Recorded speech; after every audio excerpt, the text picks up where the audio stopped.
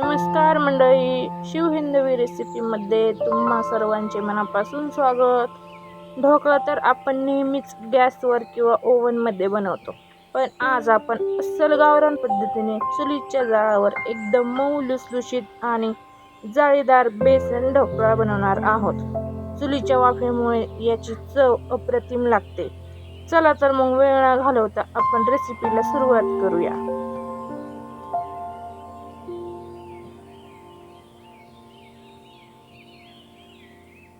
सगळ्यात आधी आपण बेसन पीठ एक चाळणीने एका पातेल्यामध्ये चाळून घेऊया. पीठ चाळल्यामुळे त्यातल्या गाठी पूर्णपणे निघून जातात. पीठ एकदम हलकं होतं, ज्यामुळे आपला ढोकळा मस्त मऊ आणि जाळीदार बनतो. त्यासाठी आपण सर्वात आधी हे बेसन पीठ छान असं चाळून घेणार आहोत. हे बेसन पीठ आपण पहिल्यांदाच चाळून घेतल्यामुळे जेव्हा आपण त्यात पाणी घालतो तेव्हा पिठाच्या गुठळ्या अजिबात होत नाहीत. त्यामुळे आपल्याला पाण्याचा अंदाज अचूक येतो आणि पीठ जास्त पातळ किंवा घट्ट होत नाही. त्यामुळेच इथे मी सगळं पीठ या पद्धतीने छान असं चाळून घेतलेलं आहे. आता या पिठामध्ये मी टाकलेलं आहे 1 चमचा मीठ. चवीनुसार मीठ आपण यामध्ये घालू शकतो. त्याचबरोबर आपण यामध्ये घातलेला आहे 4 चमचे साखर. आता आपण यामध्ये थोडं थोडं पाणी घालून हे छान असं फेटून घेणार आहोत. इथे सगळ्यात महत्त्वाची गोष्ट म्हणजे हे पीठ आपल्याला एकाच दिशेने गोल फेटून घ्यायचं आहे. बेसन पीठ फेटताना उलटं सुलटं फिरवू नका. एकाच दिशेने फेटल्यामुळे पिठामध्ये हवा भरून राहते. त्यामुळे आपला ढोकळा मस्त आणि हलका स्पंजी बनणार आहे. त्यामुळे मी एकाच दिशेने इथे हे सगळं बेसन पीठ फेटून घेणार आहे. आपल्याला हे बेसन पीठ 3 ते 4 मिनिटं याच पद्धतीने फेटून घ्यायचे आहे. ढोकळा मऊ होण्याचं खरं रहस्य हे पीठ फेटण्यात लपलेलं आहे. पीठ जेवढं छान फेटलं जाईल तेवढा आपला चुलीवरचा ढोकळा छान फुगेल. त्यामुळे इथे मी छान असं पीठ फेटून घेणार आहे. आता यामध्ये मी 2 चमचे लिंबाचा रस घातलेला आहे. आता छान असं आपण फेटून घेऊया.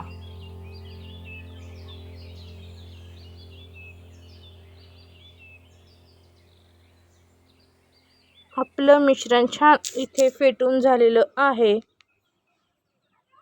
आता आली आहे सगळ्यात महत्त्वाची स्टेप, म्हणजे या पिठात आपण 1 पाकीट विनो घालणार आहोत. विनोवर अगदी 1 चमचा थोडंसं पाणी टाकायचं, जेणेकरून तो लगेच ॲक्टिव्ह होईल. बघा कसा मस्त फेस आलाय. आता हे पीठ जास्त जोरात न फेटता अगदी हलक्या हाताने एकाच दिशेने मिक्स करून घ्यायचं आहे. बघा आपलं पीठ कसं दुप्पट फुगलंय आणि एकदम हलकं झालंय.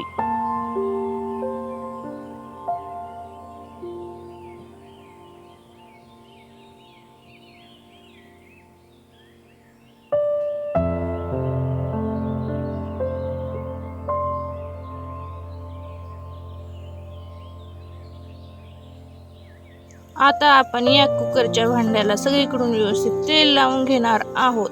तेल लावल्यामुळे ढोकळा शिजल्यावर भांड्याला चिटकणार नाही आणि अगदी सहज बाहेर निघतो. छान असं सगळीकडून आपण इथे तेल लावून घेतलेलं आहे. आता हे इनो घालून फुगलेलं पीठ आपण अजिबात वेळ न घालवता या भांड्यामध्ये ओतून घेऊया. मिश्रण ओतल्यानंतर भांडं 1 ते 2 वेळा हलकंसं टॅप करणार आहोत. छान असं सगळं मिश्रण आपण यामध्ये ओतून घेतलेलं आहे. तुम्ही पाहू शकता आपलं पीठ किती छान असं फुगलेलं आहे. आता हे पीठ छान असं सेट होण्यासाठी आपण इथे 1 ते 2 वेळा या पद्धतीने टॅप करून घेतलेलं आहे. कुकरमध्ये पहिल्यांदाच पाणी गरम करण्यासाठी ठेवलेलं होतं. त्या छान अशी उकळी आल्याच्या नंतर आपण इथे एक स्टँड म्हणून वाटी ठेवलेली आहे। आता त्यावर हा कुकरचा डब्बा ठेवून देऊया आणि त्याला छान असं घट्ट झाकण लावून घेतलेलं आहे।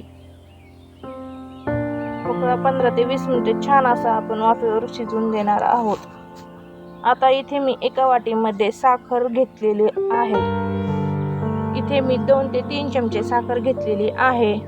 त्यामध्ये आपण थोडंसं पाणी टाकून ह्याची छान असं मिक्स करून घेणार आहोत। ढोकळा खाताना घशात सुका लागू नये म्हणून आपण खास हे साखरेचं पाणी बनवून घेतलेलं आहे। हे गोड पाणी ढोकळ्याच्या आतपर्यंत जातं आणि ढोकळा एकदम रसरशीत बनतो। फोडणीमध्ये पाणी आणि साखर घातलं की त्याची फोडणीची चव अगदीच बिघडून जाते किंवा फोडणीची चवही येत नाही। त्यामुळे मी हे साखरेचं पाणी वेगळं बनवलेलं आहे।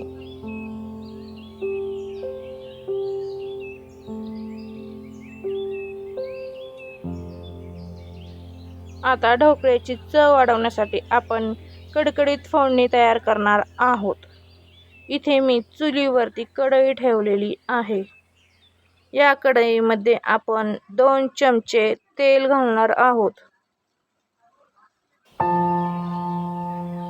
तेल छान गरम होऊस्तवर आपण इथे 2 ते 3 हिरव्या मिरच्या घेऊन या पद्धतीने आपण मध्यभागी चिरून घेणार आहोत।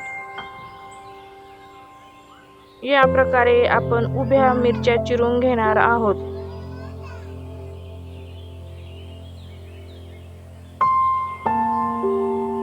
आपलं तेल गरम झालेलं आहे। आता आपण यामध्ये घालूया 1 चमचा जिरे। त्याचबरोबर आपण यामध्ये घालणार आहोत 1 ते 1.5 चमचे मोहरी।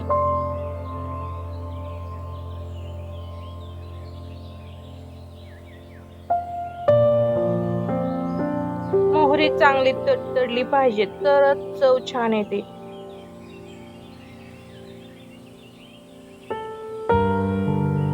आता यात कढीपत्त्याची पानं आपण टाकून घेणार आहोत। त्यालाही छान अशी आपण इथे फोडणी देऊन घेणार आहोत आणि आपण ज्या चिरलेल्या हिरव्या मिरच्या आहेत त्याही आपण यामध्ये घालून छान फोडणी परतून घेऊया। बघा आपली कडकडीत फोडणी तयार आहे।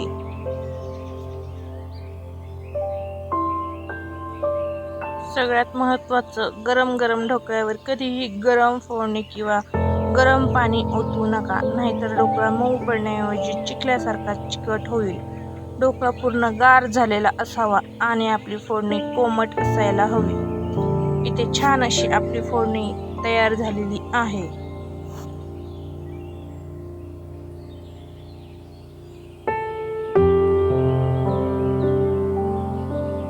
चला इथे 10 ते 15 मिनिटं आपल्याला झालेले आहेत। तुम्ही पाहू शकता छान असा आपला ढोकळा तयार झालेला आहे। आपण इथे चमच्यानेही चेक करून पाहू शकतो किती छान असा आपला एकदम परफेक्ट असा ढोकळा तयार झालेला आहे। आता आपण हा ढोकळा एका परातीमध्ये काढून घेऊया। या प्लेटमध्ये आपण या पद्धतीने ढोकळा काढून घेतलेला आहे। तुम्ही पाहू शकता अजिबात आपला ढोकळा कुठेही चिटकलेला नाही। आता आपण यावरती छान अशी आपली फोडणी टाकून घेणार आहोत। ही फोडणी आपल्याला सगळ्या ढोकळ्यावर छान अशी पसरून घ्यायची आहे। त्याचबरोबर आपण सगळी फोडणी इथे मी व्यवस्थित अशी पसरून घेते।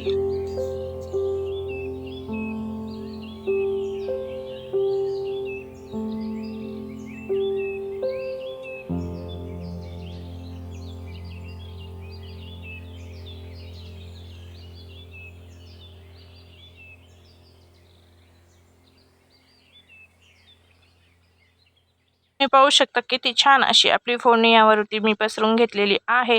आता आपण जे साखरेचं पाणी तयार केलं होतं तेही आपण या पद्धतीने सगळ्या ढोकळ्यावर याच पद्धतीने पसरून घेणार आहोत।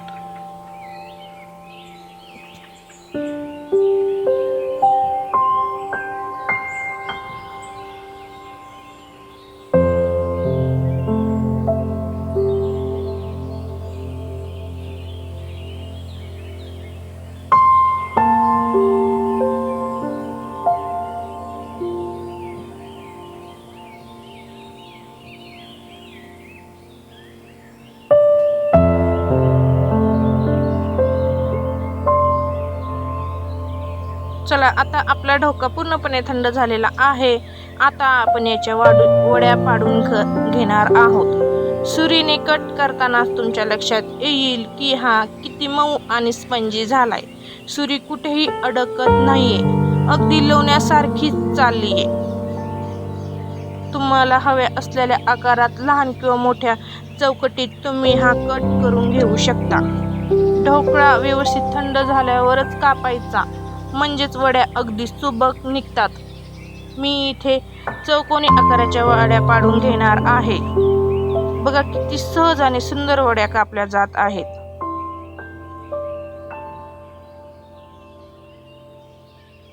राहिलेले साखरेचं पाणीही आपण या पद्धतीने सगळं यामध्ये ओतून घेणार आहोत. तर मंडळी बघा, आपला अस्सल गावरान स्टाईल चुलीवरचा बेसन ढोकळा किती मऊ आणि जाळीदार झालाय. अगदी कापसासारखा लुसलुशीत झालाय.